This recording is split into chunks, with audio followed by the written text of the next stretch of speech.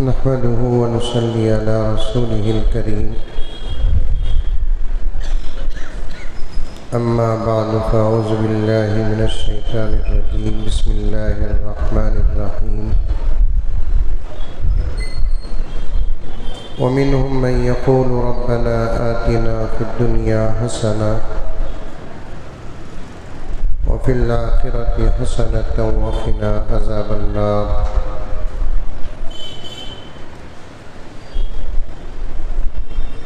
صدق الله مولانا العظيم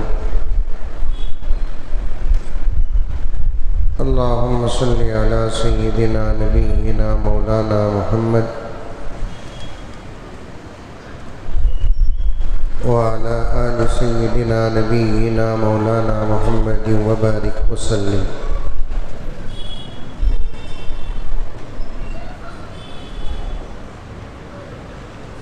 معزز سامعین، ایک مرتبہ پوری محبت کے ساتھ درود شریف پڑھ لیں۔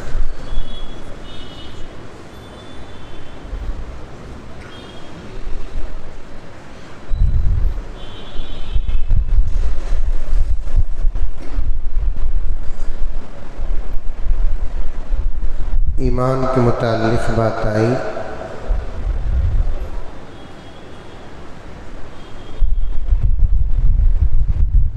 بغیر کسی تفصیل کے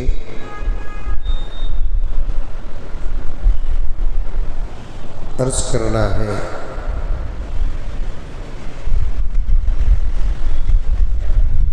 کم سے کم 4 کلمے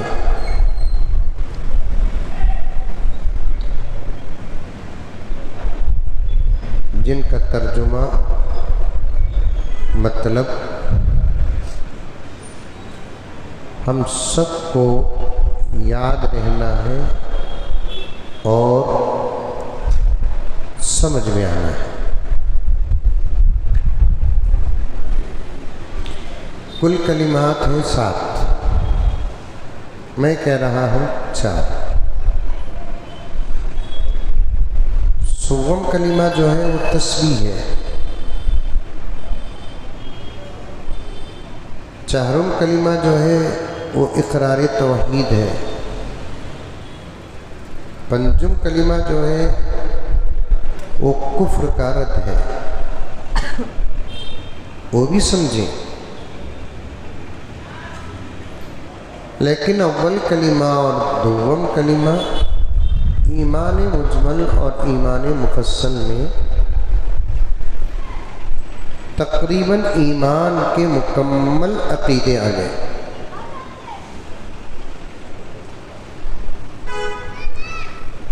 لا الہ الا اللہ محمد رسول اللہ، یہ پہلا کلمہ ہے۔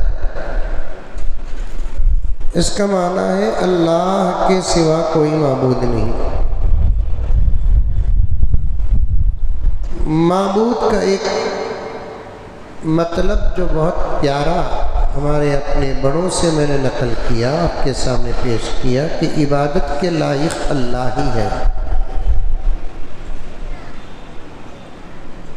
اطاعت کے لائق اللہ کے علاوہ دوسرے بھی ہیں، وہ اللہ کا حکم ہے۔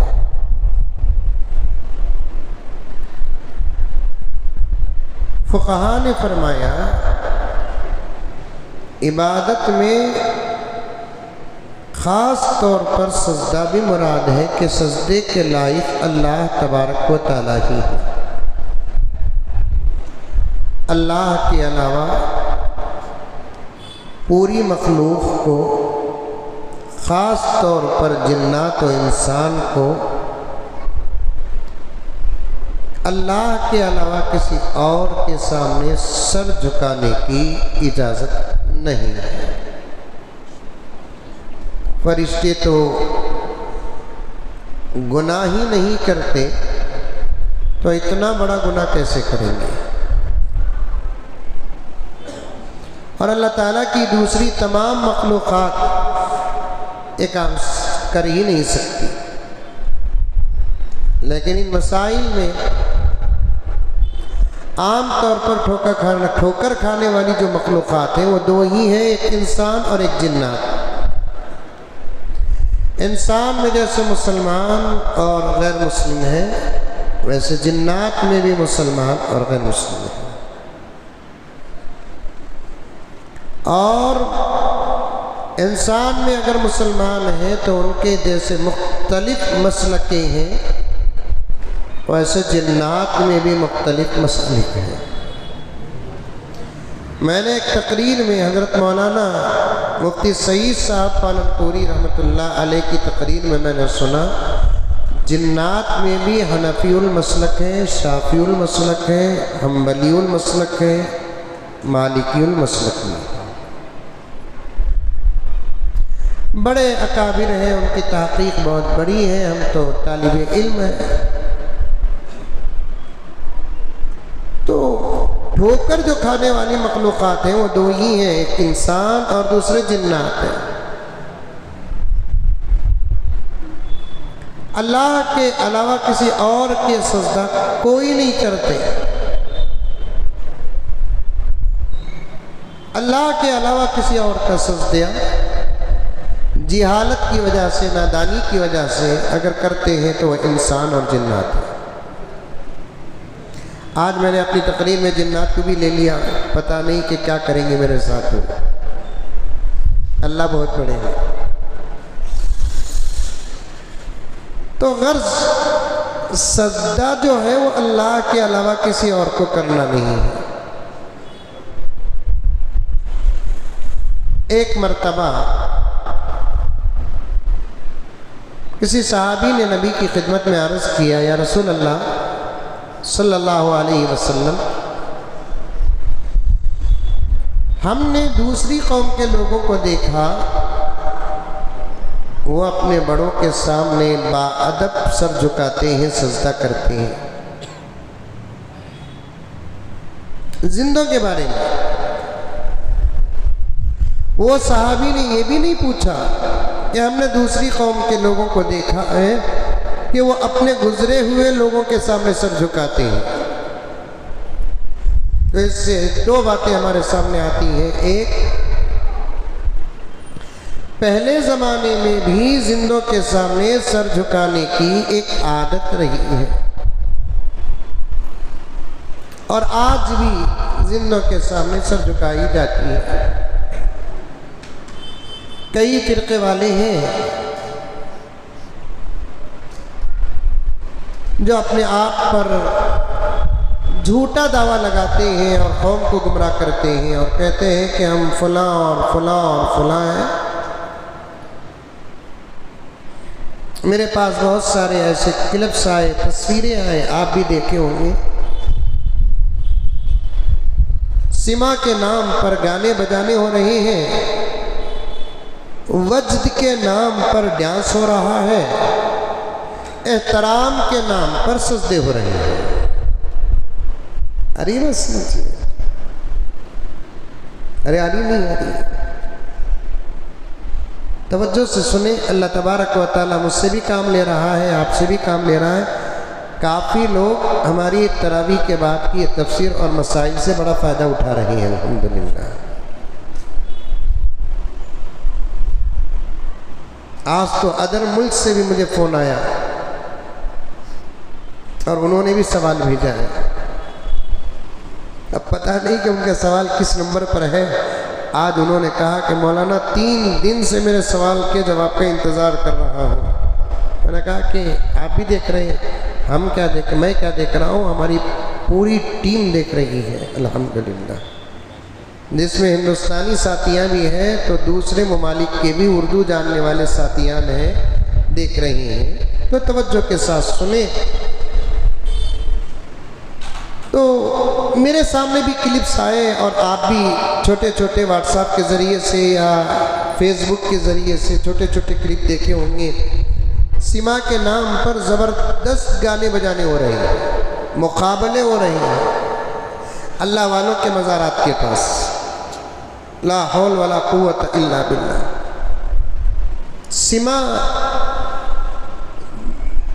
جس کا غلط معنی ہوا مطلب لے رہے ہیں لوگ، جاہل لوگ پتہ نہیں کہ اس مسلک کے علماء کرام کیوں ان کو سما کا پورا معنی و مطلب نہیں بتاتے۔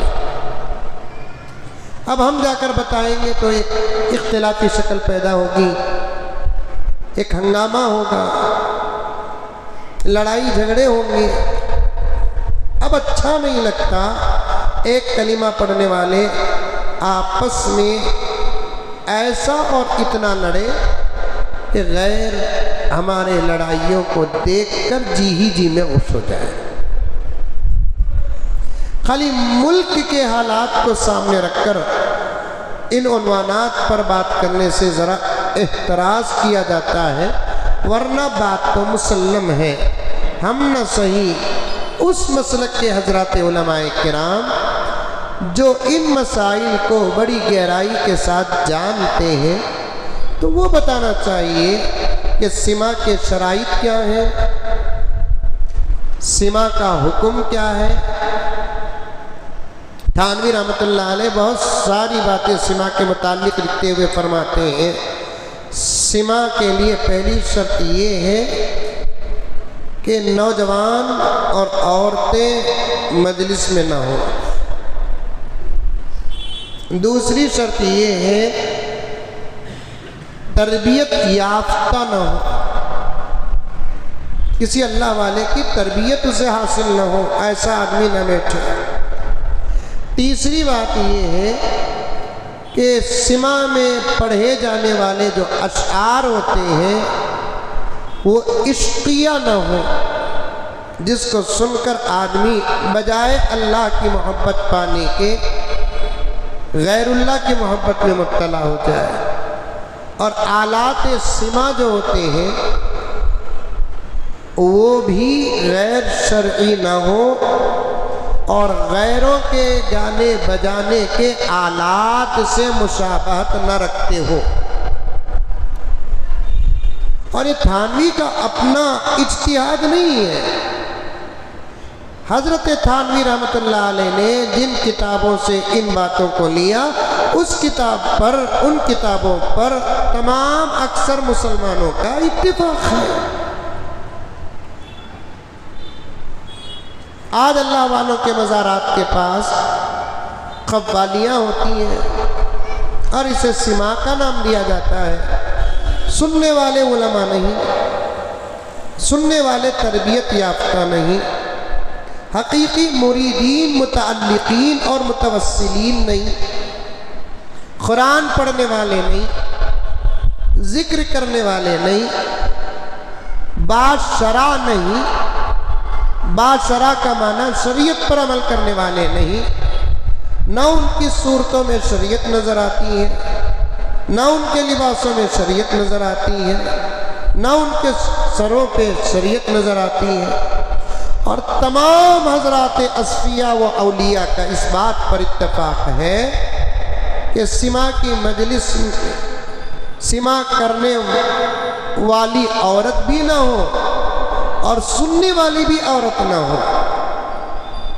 لیکن مجلسوں میں آپ دیکھے ہوں گے عورتوں کا ایک جم غفیر رہتا ہے اور عورتیں سنتے سنتے نظروں کا ہنگامہ برپا کرتی ہیں۔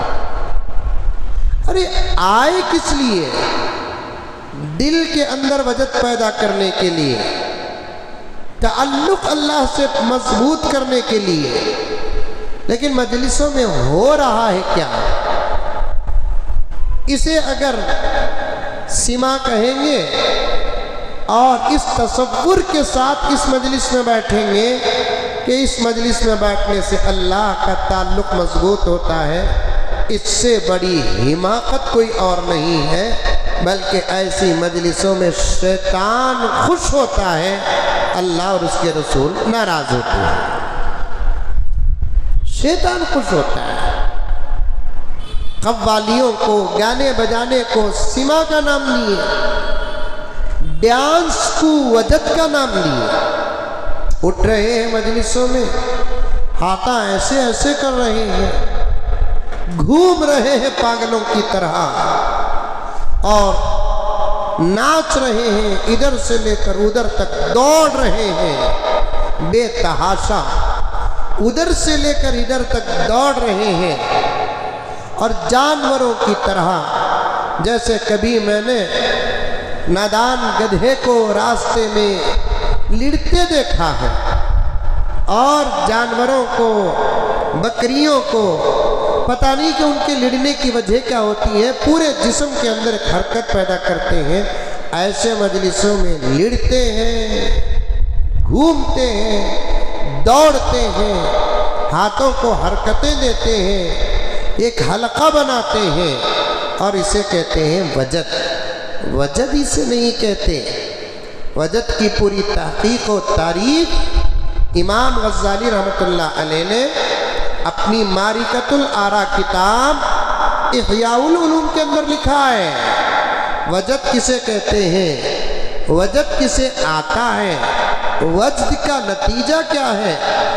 एक छोटा सा जुमला बोलकर मैं अपनी बात को आगे बढ़ाऊं।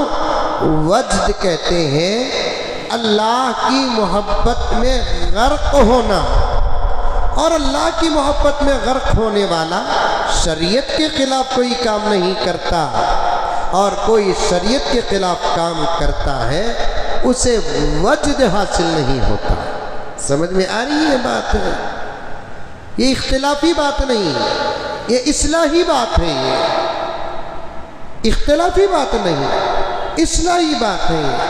वरना वजद का जो अंदाज कुछ नाम निहाद जाहिलों की मजलिसों में हमें नजर आते हैं ना, ऐसा मंजर गैर मुस्लिमों के मजलिसों में भी हमको देखने में मिला है। वजद वो नहीं है, सिमा वो नहीं है। और एहतराम को सजदे को एहतराम कहते हैं। सजदा अलग है, एहतराम अलग है। मैं अब चाहे तो मेरे मोबाइल के अंदर तलाश करके उन चीज़ों को निकाल सकता हूँ जो मैंने दलीलन संभाल कर रखा है कि बराबर पीर बैठा हुआ है, नीचे गधे में, नाली में या कुर्सी में, सोफे में, उसके सामने आकर पैसे उछाल कर बराबर नमाज की तरह सजदे मर्द और औरतें करते हैं। जब उनसे कहा जाता है कि भाई गैरुल्लाह के सामने ये हरकत शिर्क है, तो जवाब आता है हम सजदा नहीं कर रहे हैं, हम एहतराम कर रहे हैं। एहतराम अलग चीज़ है।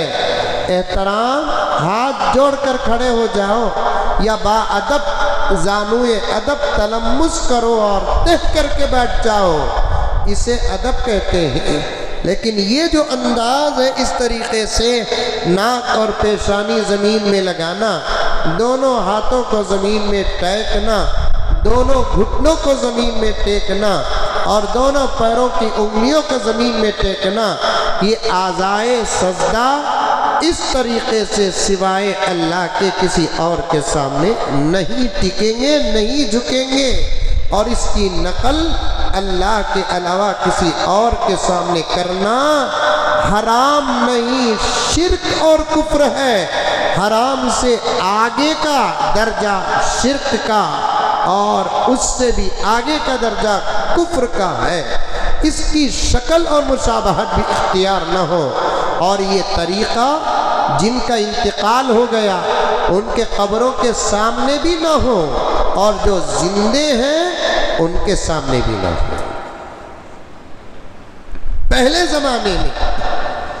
पहले ज़माने से अब तक गैर मुस्लिम जो मर जाते हैं उनके सामने भी ये तरीक़ा, जो जिंदे हैं उनके सामने भी ये तरीक़ा, जिनके अंदर जान थी या है उनके सामने भी ये तरीक़ा, और जिनके अंदर जान नहीं, ज़ाहिरी तौर पर जान, दरख्त, पत्थर, फुला और फुला, उनके सामने भी ये तरीक़ा इस्तेमाल करते थे।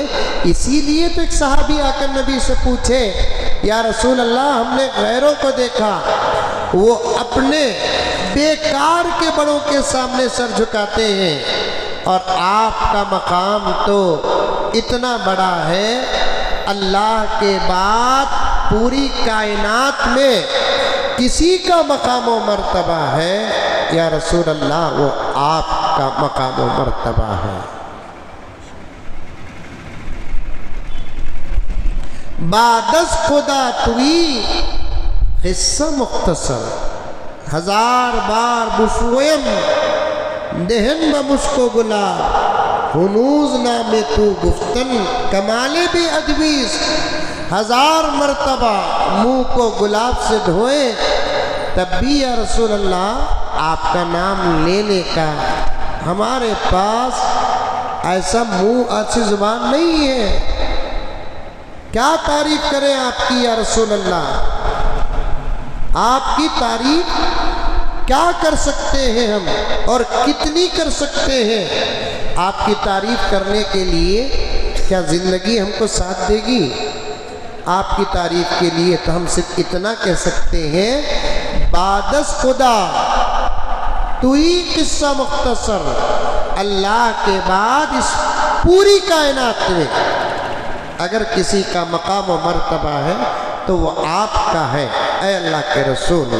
یہ حقیقت ہے، حقیقت حقیقت ہے، حقیقت۔ ہم چاہتے ہیں یا رسول اللہ آپ کے سامنے سر جھکائیں۔ سننے سے پہلے آقا کا چہرہ جمالی تھا، الفاظ توجہ کے ساتھ سنیں۔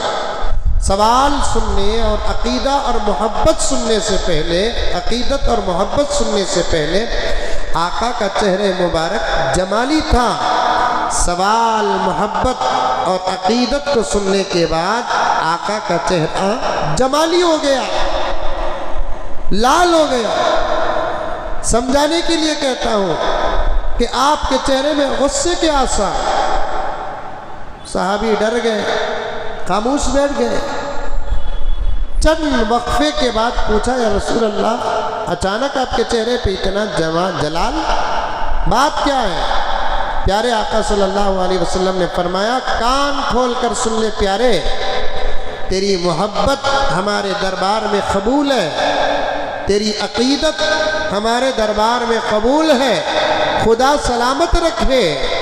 لیکن سنو، محبت کا یہ مطلب نہیں کہ تم جس سے محبت کرتے ہو اس کے ساتھ جیسا چاہے ویسا سلوک کرے۔ محبت کا یہ مطلب نہیں کہ تم جس سے محبت کرتے ہو اسے جو چاہے وہ بنا لے۔ خبردار، تم بھی سن لو اور آئندہ جا کر تمہارے دوست احباب کو سناؤ۔ چلتے چلتے سلسلہ سنانے کا یہ حکم کا برابر جاری رہے۔ میری زندگی میں بھی کوئی میرے سامنے سجدہ نہ کرنا، اور میرے وصال کے بعد میرے قبر کے پاس بھی کوئی آ کر سجدہ نہ کرنا، کیونکہ اللہ کے علاوہ سجدہ کسی اور کے لیے جائز نہیں۔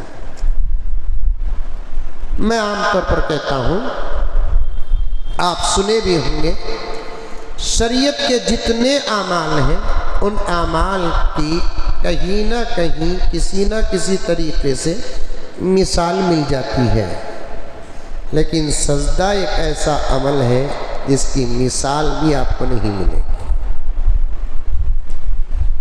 سمجھ، ہاتھ باندھنا، نماز میں ہاتھ باندھتے ہیں، کبھی کبھار ماں باپ اور اساتذہ کے سامنے ہاتھ باندھ لیتے ہیں۔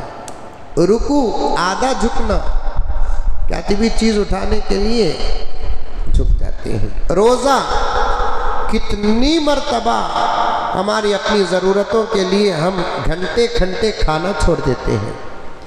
سفر، کتنے مسائل میں ہم لوگ سفر کر لیتے ہیں۔ طواف، جو ساری دنیا میں ایک ہی جگہ ہوتا ہے کسی گھر کا، اس کی بھی نقل آپ کو مل جائے گی۔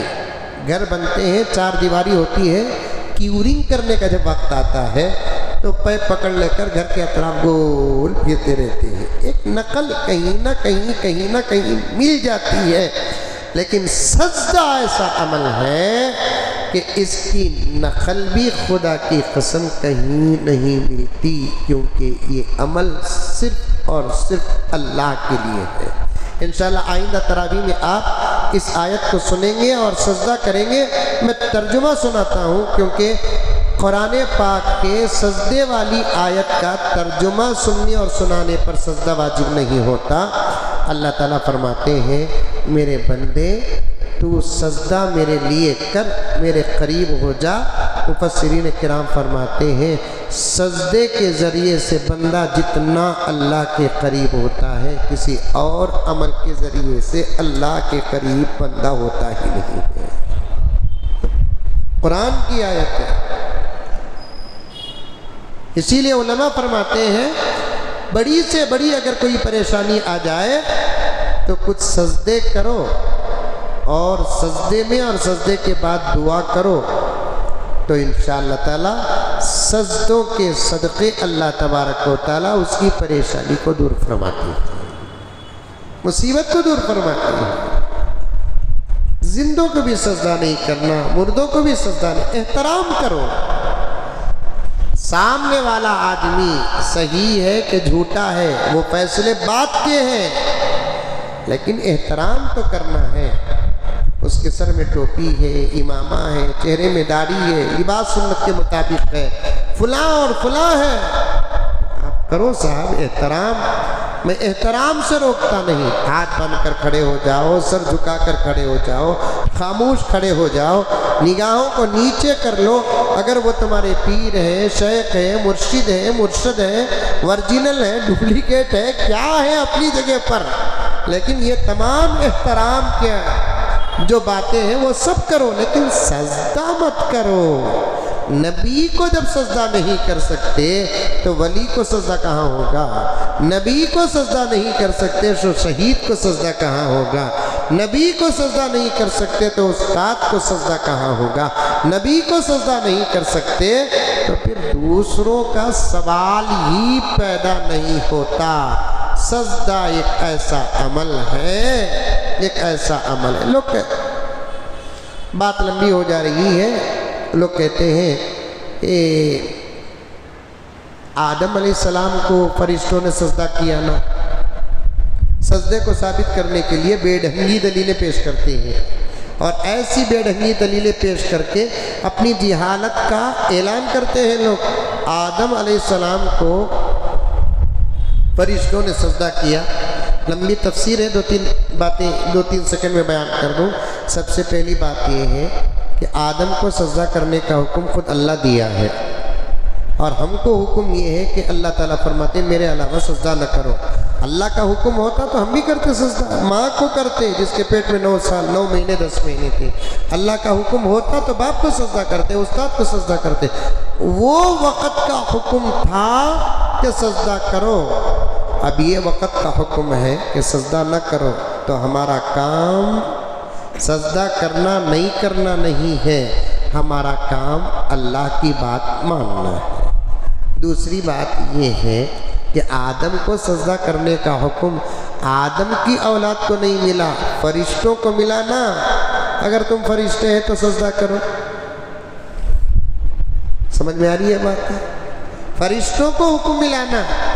تیسری بات یہ ہے آدم علیہ السلام کو سجدہ کرنے کا حکم آدم کے اندر روح پھونکنے سے پہلے ہوا، روح پھونکنے کے بعد نہیں ہوا۔ ہم جو سجدہ کر رہے ہیں ان لوگوں کو سجدہ کر رہے ہیں جن کے اندر اللہ نے روح پھونک دی ہے۔ اس لیے آدم علیہ السلام کو فرشتوں نے جو سجدہ کیا وہ سجدے کو دلیل بنا کر ہم سجدہ نہیں کر سکتے۔ اور ایک خطرناک بات کرتے ہیں کہ بھائی سجدہ کرنے والے فرشتے ہیں، نہیں کرنے والا شیطان ہے۔ یہ عجیب بات ہے، یعنی نہیں کرنے والوں کو شیطان بنا دیا۔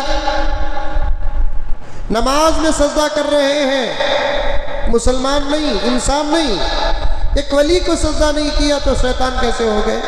اللہ کو سجدہ کر رہے ہیں، اللہ کو سجدہ کر رہے ہیں۔ یہ سب غلط دلیلیں ہیں، سننے میں تو بڑی اچھی نظر آتی ہیں دماغ خراب ہونے کے لیے، لیکن حقیقت سے ان دلیلوں کا کوئی تعلق نہیں ہے۔ اللہ تعالی ہم تمام کو سنی ہوئی باتوں پر عمل کرنے کی توفیق عطا فرمائے۔